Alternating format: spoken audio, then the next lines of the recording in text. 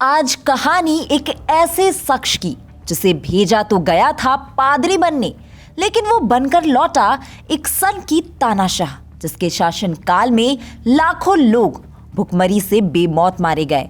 दोस्तों, ये कहानी है सोवियत संघ के तानाशाह जोसेफ स्टालिन की। गरीबी के बीच पलने बढ़ने से लेकर रूस पर शासन करने तक के सफर में स्टालिन ने कई हत्याएं, लूटपाट, गैर कानूनी काम किए। हालांकि कम्युनिस्ट उसे आज भी अपना आदर्श मानते हैं, लेकिन क्या आप जानते हैं कि रूस के मैन ऑफ स्टील नाम से मशहूर स्टालिन असल में रूस में पैदा भी नहीं हुए थे और न ही उनके बचपन का नाम स्टालिन था। इनका जन्म 18 दिसंबर को 1879 में जॉर्जिया के गोरी में हुआ था। उनके बचपन का नाम जोसेफ विसारियोनोविच जुगाशविली था। तो आखिर कैसे जोसेफ आगे चलकर स्टालिन बन गया, आइए जानते हैं। स्टालिन के पिता जूते सिलते थे और माँ कपड़े धोने का काम करती थी। स्टालिन की माँ चाहती थी कि उनका बेटा पादरी बने। इसके लिए 1895 में स्टालिन को जॉर्जिया की राजधानी तिफलिस भेज दिया गया, लेकिन स्टालिन को धार्मिक किताबों में दिलचस्पी ही नहीं थी। वो छुप छुप कर कार्ल मार्क्स की किताबें पढ़ा करते थे। जब उन्होंने पादरी बनने से साफ इनकार कर दिया तो 1899 में उन्हें धार्मिक स्कूल से बाहर कर दिया गया।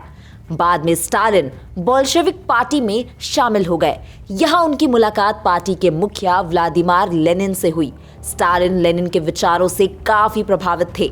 1907 में पत्नी की मौत से स्टालिन को जबरदस्त झटका लगा था।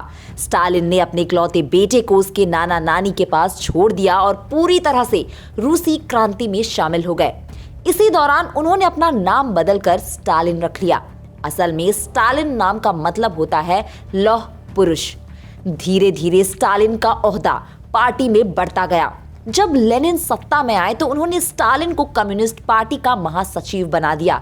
ये पद इतना अहम नहीं हुआ करता था, लेकिन स्टालिन ने इस पद की ताकत का पूरा इस्तेमाल करके रूस की राजनीति में अपना कद बड़ा कर लिया।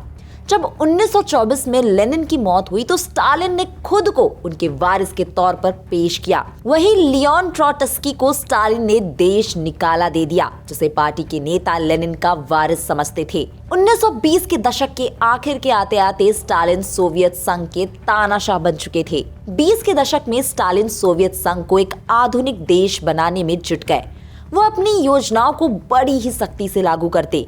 अगर कोई कारखाना स्टालिन के दिए बड़े बड़े टारगेट्स को पूरा नहीं कर पाता तो उन्हें देश का दुश्मन कहकर जेल में डाल दिया जाता था।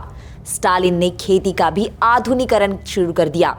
1928 में स्टालिन ने पहली पंचवर्षीय योजना की शुरुआत की। उन्होंने तमाम प्राइवेट ओनरशिप वाली जमीन का राष्ट्रीयकरण कर दिया, यानी अब खेत में जो भी उपज होती वो सरकार के पास जाती। सरकार यूक्रेन से आने वाले अधिकतर अनाज को यूरोप के दूसरे देशों को बेचने लगी। इससे यूक्रेन और पूरे सोवियत संघ में अनाज की कमी होने लगी। बहुत से किसानों ने जब स्टालिन का विरोध किया तो इससे नाराज होकर स्टालिन ने विरोध करने वाले किसानों को ही मरवाना शुरू कर दिया। बताया जाता है कि स्टालिन की नीतियों से पैदा हुई भुखमरी से यूक्रेन में 10 लाख से ज्यादा लोग मारे गए। दूसरे विश्व युद्ध में स्टालिन की रेड आर्मी ने जर्मनी की आर्यन सेना को खदेड़ दिया था, लेकिन इसी युद्ध में स्टालिन की पहली शादी से हुए बेटे याकोव को जर्मन सेना ने पकड़ लिया। जर्मनी ने बंदियों की अदला बदली में याकोव को रूस को लौटा देने की शर्त रखी, लेकिन स्टालिन ने ये कहकर शर्त ठुकरा दी कि वो मार्शल को लेफ्टिनेंट से नहीं बदलेंगे। इसका नतीजा ये हुआ कि साल 1943 में जर्मनी के युद्धबंदी कैंप में ही स्टालिन के बेटे याकोव की मौत हो गई। दोस्तों, आप स्टालिन की सोच और इस रवैये के बारे में क्या सोचते हैं, हमें कमेंट करके जरूर बताइएगा।